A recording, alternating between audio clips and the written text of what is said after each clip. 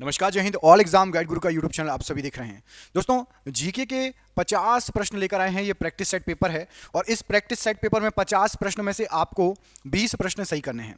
जो हमारे चैनल पर पहली बार आया है उनको बता दें, रोज 3 टेस्ट होते हैं जीके के। एक सुबह 6 बजे, दोपहर को 3 बजे और रात को 9 बजे। आप चाहो तो तीनों अटेंड कर सकते हो या जब आपको समय मिले जैसा वैसा आप अटेंड कर सकते हो। सुबह 6 बजे, दोपहर के 3 बजे और रात को 9 बजे। ध्यान रखना है टाइम। तो सबसे पहले आपको मिल जाएंगे 50-50 क्वेश्चन का प्रैक्टिस सेट पेपर होगा। 20 प्रश्न यदि आपके जिस दिन सही होने लगे मतलब आपका अच्छा है, पढ़ाई अच्छी है, तैयारी अच्छी है। ठीक है। छिपकली का अध्ययन क्या कहलाता है आपको बताना है। ऑप्शन आपके सामने, आप पढ़ो। छिपकली के अध्ययन के लिए हर्टिलॉजी, हर्पेटोलॉजी, लिम्नोलॉजी या इंसेक्टोलॉजी। छिपकली के अध्ययन को क्या कहा जाता है? बहुत इंपॉर्टेंट क्वेश्चन है और यहां पर जो आंसर दिया गया है राइट आंसर हो जाएगा आपका ऑप्शन नंबर बी, हर्पेटोलॉजी। छिपकली का अध्ययन ऑप्शन नंबर बी, हर्पेटोलॉजी कहलाता है। राइट आंसर हो जाएगा इस प्रश्न के लिए। महाबोधि मंदिर कहां पर स्थित है बताना है आपको। महाबोधि मंदिर कहां पर स्थित है? पटना, बोधगया, रांची या हजारीबाग? तो राइट आंसर है महाबोधि मंदिर, बहुत फेमस, ये बोध गया में स्थित है। अब आपको बताना है कि महाबोधि मंदिर किससे संबंधित है। मैं आपको 2 ऑप्शन दे रहा हूं, महावीर स्वामी जी से या फिर गौतम बुद्ध जी से। महाबोधि मंदिर किससे संबंधित है? महावीर स्वामी जी से या गौतम बुद्ध जी से? इस प्रश्न का आंसर आपको कमेंट करके बताना है हमें। बहुत इंपॉर्टेंट है, यदि आपको नहीं भी पता होगा तो मैं कमेंट में रिप्लाई कर दूंगा। आप कोशिश करो, सबके कमेंट में पढ़ता हूं कि महाबोधि मंदिर किससे संबंधित है, महावीर स्वामी जी से या फिर गौतम बुद्ध जी से। ठीक है। प्लूटो ग्रह को किस श्रेणी में रखा गया है बताओ। प्लूटो ग्रह को क्या कहा जाता है? ऑप्शन पढ़ो, क्षुद्र ग्रह, वलयुक्त ग्रह या बोना ग्रह। तो प्लूटो ग्रह को कहा जाता है भैया बोना ग्रह। ऑप्शन नंबर सी बिल्कुल सही आंसर है। प्लूटो ग्रह को बोना ग्रह कहा जाता है। राइट आंसर है। अगला क्वेश्चन है कि कार बैटरी में किस एसिड का उपयोग होता है आपको बताना है। कार बैटरी में इनमें से किस एसिड का उपयोग होता है? Sulphuric acid, nitric acid, benzoic acid? क्या हो जाएगा राइट आंसर? तो कार बैटरी में यूज करते हैं सल्फ्यूरिक अम्ल या सल्फ्यूरिक एसिड का। ऑप्शन नंबर ए यहां पर राइट आंसर है कार बैटरी के लिए। अगला क्वेश्चन है कि आगरा के लाल किले का निर्माण किसने करवाया था बताइए। आगरा के लाल किले का निर्माण इनमें से किसने करवाया था? ऑप्शन पढ़िए, शाहजहां, बाबर, अकबर या फिर हुमायूं? क्या हो जाएगा राइट आंसर? तो आगरा के लाल किले का निर्माण कराया था अकबर ने। ऑप्शन नंबर सी, अकबर के द्वारा आगरा के लाल किले का निर्माण कराया गया था। राइट आंसर हो जाएगा। आगरा की बात हो रही है, दिल्ली की बात नहीं हो रही है। दिल्ली में भी लाल किला है, आगरा में भी है। भारत का राष्ट्रीय वाक्य क्या है बताओ इनमें से। भारत का राष्ट्रीय वाक्य क्या है? जय भारत, जय हो, जय हिंदुस्तान या सत्यमेव जयते? तो भारत का राष्ट्रीय वाक्य है सत्यमेव जयते। ऑप्शन नंबर डी ये भारत का राष्ट्रीय वाक्य है। ऑप्शन नंबर डी यहां पर राइट आंसर हो जाएगा, सत्यमेव जयते।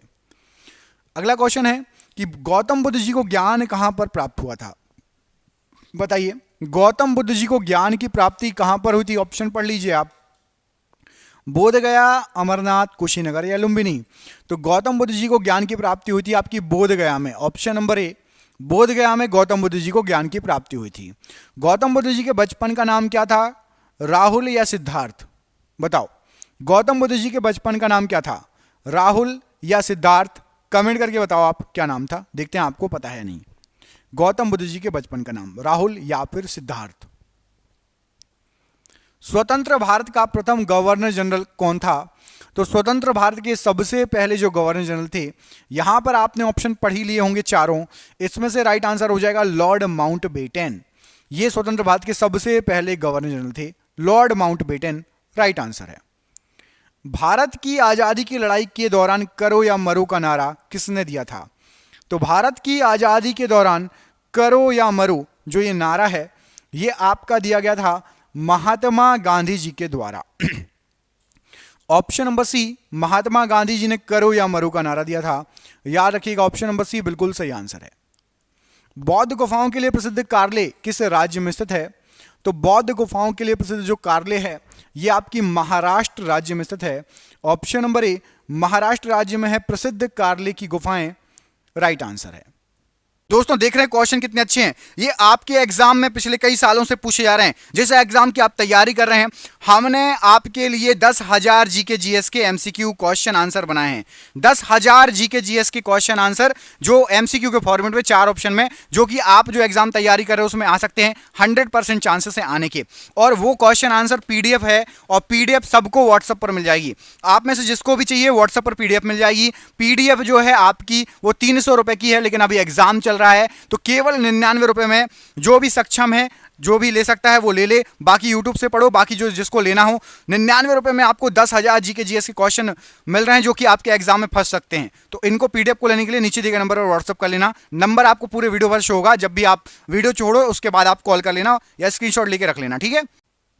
वास्को डी गामा भारत कब आया था, बताइए। वास्को डी गामा भारत कब आया था, क्या हो जाएगा राइट आंसर। तो वास्को डी गामा जो भारत आया था, यहां जो ऑप्शन दिए गए हैं, राइट आंसर हो जाएगा 1498 में, ऑप्शन नंबर बी। 1498 में वास्को डी गामा भारत आया था। और कहां उतरा था ये बताओ। मैं आपको 2 ऑप्शन दे रहा हूं, चेन्नई या कालीकट। वास्को डी गामा कहां पर उतरा था, चेन्नई में उतरा था या कालीकट में? कमेंट करके बताना। देखते हैं आप में से किस किस को पता है। मैं कमेंट सबके पढ़ता हूं तो कमेंट करना, चेन्नई या कालीकट, वास्को डी गामा कहां पर उतरा था। रोलेट एक्ट को किस वर्ष पारित किया गया था? तो रोलेट एक्ट जो पारित हुआ था, यह पारित हुआ था आपका 1919 में। ऑप्शन नंबर ए पढ़िए, 1919 रोलेट एक्ट पारित हुआ था 1919 में, राइट आंसर हो जाएगा। महाराणा प्रताप के घोड़े का नाम क्या था? तो महाराणा प्रताप जी के घोड़े का जो नाम था, बच्चे बच्चे को याद होगा, Chetak. Option number B, Chetak उनके घोड़े का नाम था। ऑप्शन नंबर बी यहां पर राइट आंसर हो जाएगा। सम्राट अशोक किसके उत्तराधिकारी थे, आपको बताना, बताइए। सम्राट अशोक इनमें से किसके उत्तराधिकारी थे? तो सम्राट अशोक जो उत्तराधिकारी थे वो थे बिंदुसार के उत्तराधिकारी। ऑप्शन नंबर बी, बिंदुसार के उत्तराधिकारी थे सम्राट अशोक।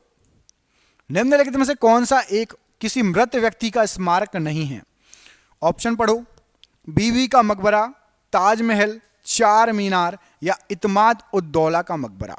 तो देखो, बीबी का भी मकबरा स्मारक है, ताजमहल भी स्मारक है, इत्माद उद दौला का भी मकबरा है, यह भी स्मारक है मृत व्यक्ति का। चार मीनार ये मृत व्यक्ति का स्मारक नहीं है। ऑप्शन नंबर सी, चार मीनार मृत व्यक्ति का स्मारक नहीं है। ऑप्शन नंबर सी यहां पर राइट आंसर हो जाएगा इस प्रश्न के लिए, याद रखिएगा। अगला क्वेश्चन देखिए। अगले क्वेश्चन आपसे पूछा गया कि कोणार्क मंदिर, कोणार्क का सूर्य मंदिर जो है, का निर्माण इनमें से किस राजा ने कराया है, बताओ। कोणार्क का जो सूर्य मंदिर है, किस राजा ने निर्माण कराया है? नाम पढ़ लो, राजा कुलोशुंगा, नरसिंहदेव प्रथम, विष्णुगोपा या महिपाल। एक आंसर सही है और राइट आंसर है आपका नरसिंहदेव प्रथम जी के द्वारा कोणार्क के सूर्य मंदिर का निर्माण कराया गया। ऑप्शन नंबर बी, नरसिंहदेव प्रथम प्रश्न के लिए बिल्कुल सही आंसर हो जाएगा। अगला क्वेश्चन पढ़िए। इसमें पूछा गया आपसे कि किसने कहा था तुम मुझे खून दो मैं तुम्हें आजादी दूंगा। तुम मुझे खून दो मैं तुम्हें आजादी दूंगा, यह वाक्य था सुभाष चंद्र बोस जी का। बिल्कुल इजी क्वेश्चन है, इजी आंसर है। सुभाष चंद्र बोस जी ने कहा था कि तुम मुझे खून दो मैं तुम्हें आजादी दूंगा। अगला प्रश्न है कि बंगाल सती विनियमन 1829 भारत के किस गवर्नर जनरल द्वारा जो है लाया गया था, बताइए क्या हो जाएगा। बंगाल सती विनियमन 1829, तो ये जो लाया गया था लॉर्ड विलियम बेटिंग के द्वारा लाया गया था। Option number B, Lord William Bentinck के द्वारा बंगाल सती विनियमन अधिनियम लाया गया था, राइट आंसर है। 1928 में गठित इंडिपेंडेंस फॉर इंडिया लीग के अध्यक्ष बताइए कौन थे। 1928 में गठित इंडिपेंडेंट फॉर इंडिया लीग के अध्यक्ष कौन थे? यहां पर राइट आंसर हो जाएगा इस क्वेश्चन का श्रीनिवास अयंगर जी। इनका नाम सुना होगा आपने, इंपॉर्टेंट क्वेश्चन, स्टार लगा लो, एग्जाम में कई बार पूछा गया है। श्रीनिवास अयंगर जी, ऑप्शन नंबर सी प्रश्न के लिए बिल्कुल सही आंसर हो जाएगा। किस तारीख को सविनय अवज्ञा आंदोलन प्रारंभ किया गया था? सविनय अवज्ञा आंदोलन ये जो प्रारंभ हुआ था ये 12 मार्च 1930 को प्रारंभ हुआ था। ऑप्शन नंबर सी 12 मार्च 1930 प्रश्न के लिए बिल्कुल सही आंसर हो जाएगा। अगला क्वेश्चन देखिए। जलियांवाला बाग नरसंहार किस वर्ष घटित हुआ था? जलियांवाला बाग नरसंहार इनमें से किस वर्ष घटित हुआ था? तो यहां पर राइट आंसर हो जाएगा ये घटित हुआ था 1919 में। Option number B Jallianwala Bagh नरसंहार 1919, ऑप्शन नंबर बी बिल्कुल सही आंसर हो जाएगा। अगला क्वेश्चन देखिए, रोलेट एक्ट किस वर्ष में पारित हुआ था? रोलेट एक्ट किस वर्ष में पारित हुआ था? तो आपको जो ऑप्शन दिख रहे हैं राइट आंसर हो जाएगा रोलेट एक्ट, ये पारित हुआ था ऑप्शन नंबर सी 1919 में रोलेट एक्ट को पारित किया गया था। ऑप्शन नंबर सी बिल्कुल सही आंसर है। होम रूल लीग किसकी सहायक इकाई के रूप में कार्य करती थी? तो होम रूल लीग वो थी भारतीय राष्ट्रीय कांग्रेस की सहायक इकाई के रूप में। तो ऑप्शन नंबर बी पढ़िए, ऑप्शन नंबर बी में लिखा है भारतीय राष्ट्रीय कांग्रेस, इसकी सहायक इकाई के रूप में होम रूल लीग कार्य करती थी। तो ऑप्शन नंबर बी यहां पर बिल्कुल सही आंसर हो जाएगा इस प्रश्न के लिए। अगला प्रश्न है कि निम्न में से किस वंश के शासकों को सुल्तान नहीं कहा जाता था? बताइए, सुल्तान नहीं कहा जाता था। तो यहां पर आपके जो ऑप्शन दिए गए हैं, लोधी वंश के शासकों को भी सुल्तान कहा जाता था, खिलजी को भी, तुगलक को भी। मुगल शासकों को सुल्तान नहीं कहा जाता था। ऑप्शन नंबर सी, मुगल शासकों को सुल्तान कहकर संबोधित नहीं किया जाता था। ऑप्शन नंबर सी यहां पर राइट आंसर है। अगला प्रश्न है कि कितने शहरों में महाराजा जयसिंह द्वितीय ने जंतर मंतर का निर्माण कराया था? कितने शहरों में? तो महाराजा जयसिंह द्वितीय ने 5 शहरों में जंतर मंतर का निर्माण कराया था। ऑप्शन नंबर यहां पर ए, 5 शहरों में कुल जंतर मंतर का निर्माण कराया था महाराजा जयसिंह द्वितीय ने। अगला प्रश्न है कि कांचीपुरम में कैलाशनाथम मंदिर का निर्माण किसके शासनकाल में हुआ? बताइए, कैलाशनाथम मंदिर कांचीपुरम में जो बना था, किसके शासनकाल में इसका निर्माण हुआ था?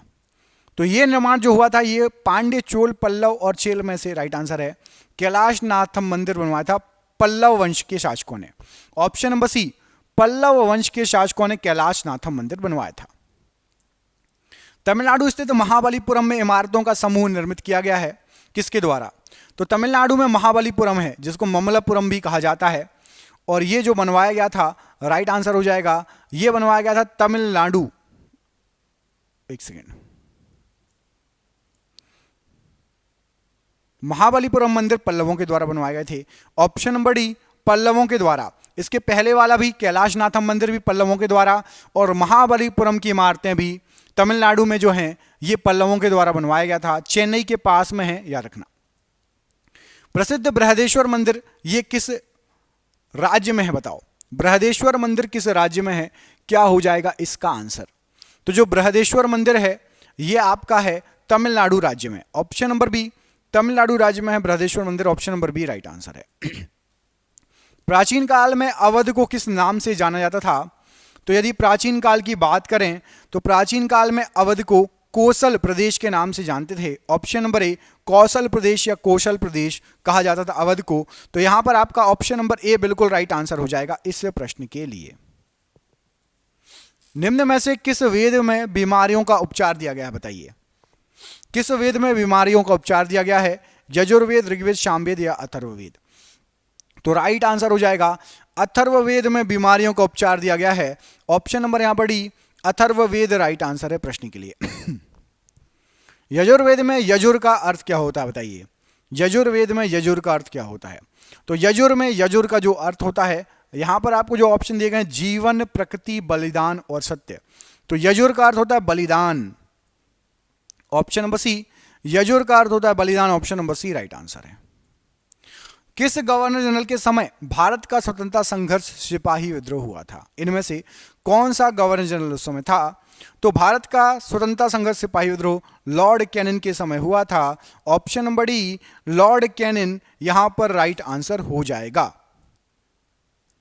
साइमन आयोग का 1927 में बहिष्कार क्यों किया गया था? आपको पता होगा तो बताइए कि साइमन आयोग का 1927 में बहिष्कार क्यों किया गया था?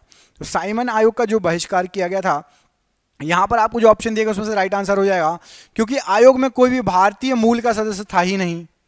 आयोग में कोई भी भारतीय मूल का सदस्य नहीं था, तो हमारे बारे में अच्छा कैसे सोचेंगे वो? ठीक है, वो आयोग हमारे बारे में अच्छा कैसे सोचेगा? इसलिए बहिष्कार भी किया गया था। अगला क्वेश्चन है कि नमक सत्याग्रह की महात्मा गांधी जी के नेतृत्व में यात्रा किस स्थान से शुरू हुई थी? बताइए, नमक सत्याग्रह किस स्थान से शुरू हुआ था? ऑप्शन पढ़ो, साबरमती, डांडी, बॉम्बे या फिर दिल्ली। तो जो नमक सत्याग्रह है आपका, यहां पर आपको जो ऑप्शन दिए गए हैं राइट आंसर हो जाएगा ये साबरमती से स्टार्ट हुआ था, ऑप्शन नंबर ए। नमक सत्याग्रह साबरमती से स्टार्ट हुआ था, ऑप्शन नंबर ए यहां पर राइट आंसर हो जाएगा। अगला प्रश्न है कि किस वर्ष दक्षिण अफ्रीका से महात्मा गांधी जी भारत वापस आए थे, बताओ। दक्षिण अफ्रीका से महात्मा गांधी जी भारत वापस कब आए थे? तो यहां पर राइट आंसर हो जाएगा 1915 में आए थे, तो option number C 1915 right answer हो जाएगा। महात्मा गांधी जी दक्षिण अफ्रीका से भारत वापस आए थे। अभिनव भारत समाज की स्थापना किसके द्वारा की गई? इनमें से अभिनव भारत समाज की स्थापना किसके द्वारा की गई? तो अभिनव भारत समाज की स्थापना विनायक सावरकर जी के द्वारा की गई, option number B. Vinayak Savarkar ji के द्वारा अभिनव भारत समाज की स्थापना की गई। लाला लाजपत राय का निवास स्थल बताइए, इनमें से क्या है लाला लाजपत राय जी का निवास स्थल? तो लाला लाजपत राय जी का निवास स्थल है आपका Punjab, option number C. Punjab से बिलोंग करते थे वो, पंजाब के थे लाला लाजपत राय जी। इनमें से किस एक स्वतंत्रता सेनानी का मूल नाम मणिकर्णिका था, बताइए। यहां पर आपको जो नाम दिए गए हैं, मैडम कामा, किट्टर चेन्नम्मा, सरोजिनी नायडू या फिर रानी लक्ष्मीबाई जी। तो राइट आंसर हो जाएगा मणिकर्णिका नाम था रानी लक्ष्मीबाई जी का, ऑप्शन नंबर डी रानी लक्ष्मीबाई जी राइट आंसर है। महाराष्ट्र में अवस्थित मुरुद जंजीरा किला चारों ओर से किससे घिरा है? तो महाराष्ट्र में अवस्थित मुरुद जंजीरा जो किला है ये चारों ओर से राइट आंसर हो जाएगा जल से घिरा हुआ है, ऑप्शन नंबर डी जल से घिरा हुआ है, चारों ओर से राइट आंसर है। अकबर की प्रशासनिक सीट इनमें से क्या थी, पढ़ो। इलाहाबाद, लखनऊ, दिल्ली या आगरा? अकबर की प्रशासनिक सीट, तो अकबर की जो प्रशासनिक सीट थी वो थी आपकी Delhi, option number C. Delhi जो है वो अकबर की प्रशासनिक सीट थी, option number C right answer हो जाएगा। गंधार कला व्यापक तौर पर डैश के इस राज्य में साम्राज्य में समृद्ध हुई या फली फूली? गंधार कला तो गंधार कला जो है यहां पर आपको जो ऑप्शन दिए गए हैं, कुषाण काल में फली फूली थी, ऑप्शन नंबर ए कुषाण काल बिल्कुल राइट आंसर हो जाएगा। महाबोधि मंदिर संकुल भगवान बुद्ध से संबंधित 4 पवित्र स्थलों में से एक कहां पर है? तो महाबोधि मंदिर संकुल जो है यहां पर आपको जो ऑप्शन दिए गए हैं राइट आंसर है Bihar, option number A Bihar प्रश्न के लिए बिल्कुल सही आंसर हो जाएगा। मीनाक्षी मंदिर कहां पर स्थित है, बताओ। तमिलनाडु, राजस्थान, महाराष्ट्र या पंजाब? मीनाक्षी मंदिर की बात हो रही है, तो प्रसिद्ध मीनाक्षी मंदिर जो है यहां पर आपको जो ऑप्शन दिए गए हैं ये है तमिलनाडु में, ऑप्शन नंबर ए। प्रसिद्ध मीनाक्षी मंदिर जो है तमिलनाडु में स्थित है, option number A right answer है। अजंता गुफा की चित्रकला भारत के स्वर्ण युग का प्रमाण है, किस धर्म से संबंधित है अजंता गुफा की चित्रकला?